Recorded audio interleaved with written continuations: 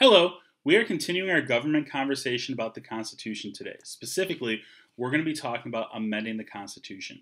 We are still in the textbook. It is called Holt American Government.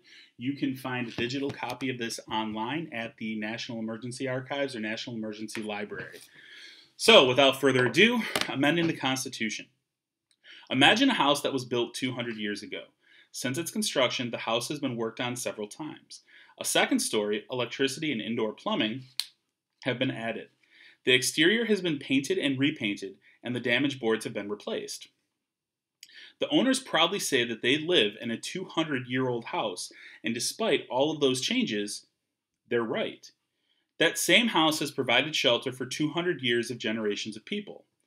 In many ways, the Constitution is like that old house. It has provided shelter for the people of the United States for more than 200 years. Also, like that old house, the Constitution has changed during that time.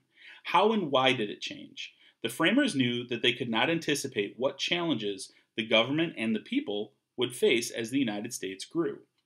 Thus, just as an architect plans changes and additions to an old home, the framers developed methods for revising the Constitution. Changes made to the Constitution are called amendments.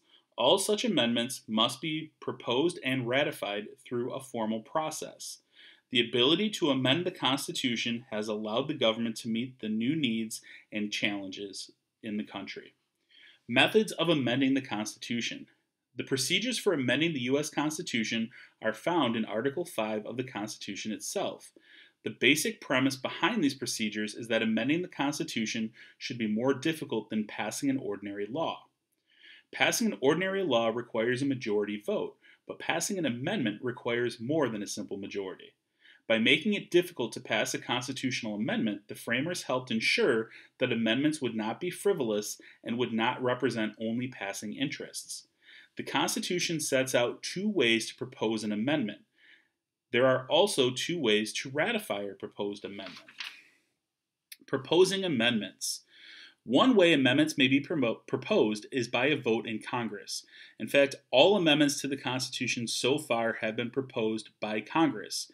At least 2/3 of both the House, which is 290 votes, and the Senate, which is 67 votes, must approve an amendment before it can be sent to the states for ratification. An amendment may also be proposed by a national convention that is called by Congress at the request of at least 2/3 of the state legislatures. No convention has ever been called to propose an amendment, however.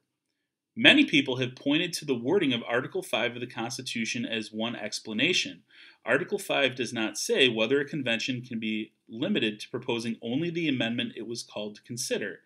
As a result, some people have worried that a convention might decide to open up the entire Constitution for revision.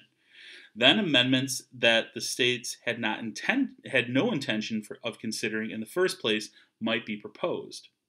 Ratifying amendments. All but one of the Constitution's amendments have been ratified by votes in the state legislature.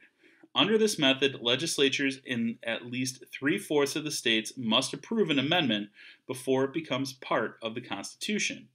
The second method for ratifying an amendment requires the approval of special conventions in at least 3/4 of the states. The 21st Amendment was ratified this way. This amendment repealed or reversed by legislative act the 18th Amendment, which had outlawed the production, transportation, and sale of alcoholic beverages. With its repeal, the 18th Amendment was no longer a formal part of the Constitution. So this represents the ways that amendments are proposed and then ratified. Next, we will be talking about amendments to the Constitution. So until then, talk to you later. Bye.